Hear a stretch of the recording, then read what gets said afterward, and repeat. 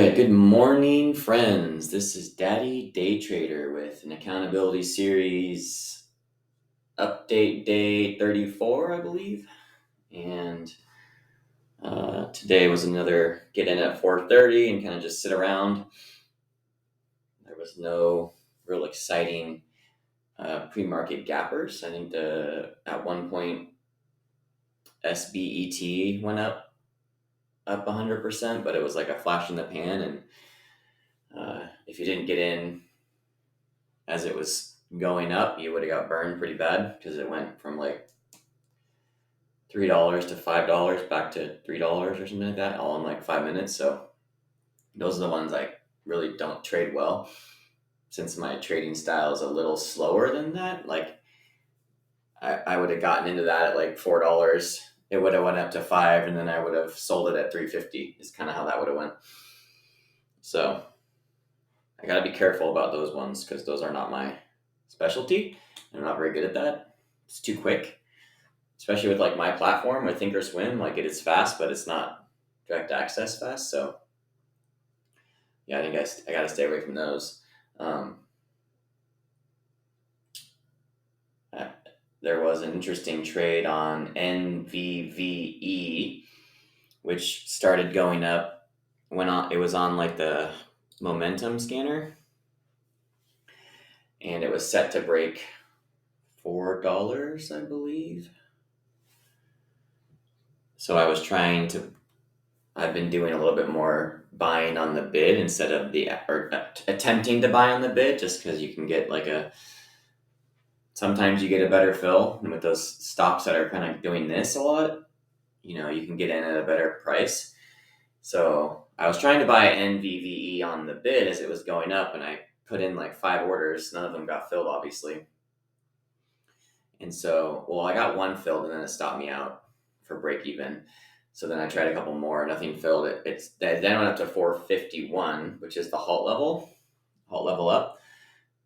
And then surprisingly, I bought in at 451, and it gave me the 4 shares I bought. So, and my luck is always like, initially the level up is showing $6 or whatever.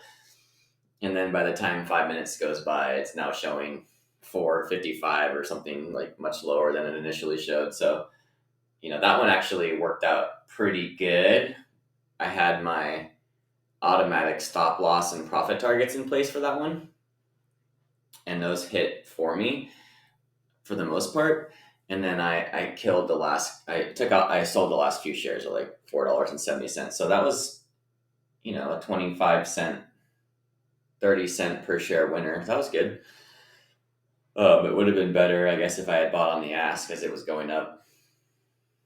Maybe I could have gotten it like 405 instead of 451, but again, that's okay. So I had like a lot of small winners today. RVSN, that one went up right to the 200 exponential moving average on the daily at 407, and then just like crashed down. Went from 410 all the way down to 340 in like 2 seconds. And I was watching that one, and I bought it 347. I got in it for like a bounce off the kind of the rejection. So I get out 348, and then I sold out at 362 and 360 and 356. So that was just like this just dropped 60 cents. Jump in real quick for maybe maybe a gain. So that worked. It hasn't gone down really below that, so that would have been a good one to hold because it went up to 390. But it's not really my style to. If I do get green, I try and get out with a reasonable profit, and that was so. What else? So it's like slow opportunities, but still slow. I didn't trade any large caps today. I was looking at RTX, but I sort of missed it as it was making new highs for the day. I think I was looking at like $90, and it went up to $92. So that would have been a good trade. Yesterday, I reported like a 32-cent Green Day, and I did go back and trade SMCI as it was like making some new levels on my alerts. And unfortunately, I held that one like way past where I should have. So I think I was down like $20. And at that point, I held it, and then it went back up, and I sold out for like a $6 profit. So yesterday I ended the day at like plus $5 instead of plus 32 cents, which was good, but I still feel like, you have like those trades that they work out, not out of luck, but just because like they worked out and not because you were like following your rules. So that one I had held too long. I should have cut it, where I said I should have cut it, and I didn't. But it did end up going back up. So, and I traded DWAC, and that one was all over the place, but made some money on that one too, and then lost money on SGMT. So that was all good. But again, I do feel like I'm kind of like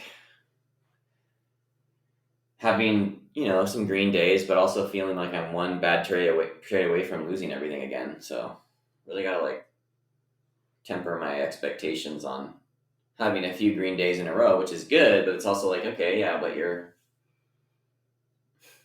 yesterday you were down $20 at one point because you didn't cut your trade soon enough.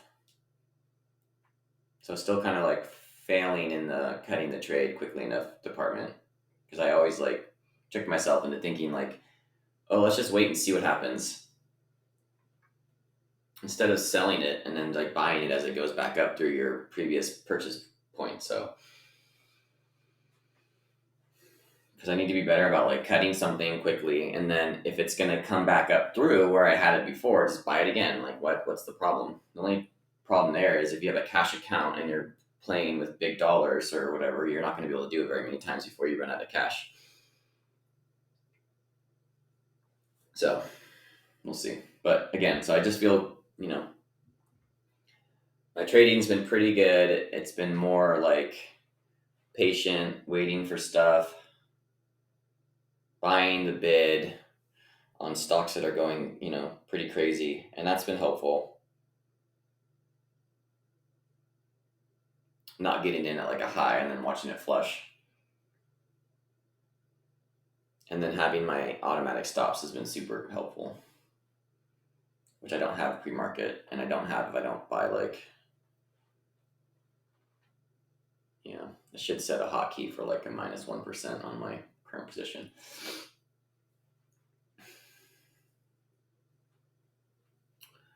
We'll do that. So I'll set a hotkey for like, if you enter a position and you hit a hotkey, it'll set a stop for 1%. Because that is helping me not have those like massive like red trades. But on like something like SMCI, it's a $430 stock right now, so 1% is still like $4 a share or something like that. So it's still a lot of it. Like it's a big loss if I take 4 shares.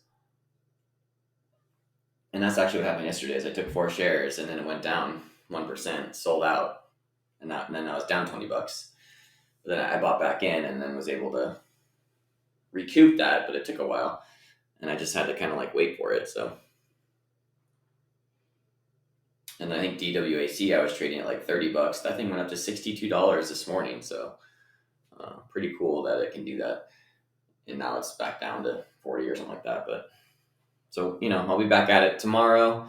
$2.09. That's pretty good for me. And